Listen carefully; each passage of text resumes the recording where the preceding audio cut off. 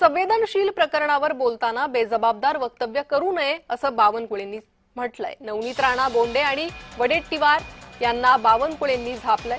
पोलिसांकडून अधिकृत माहिती घेऊन बोलावं असं बावनकुळेंनी म्हटलंय। अमरावतीचं आनंदाचं वातावरण दूषित करू नये असं आवाहन बावनकुळेंनी केलंय।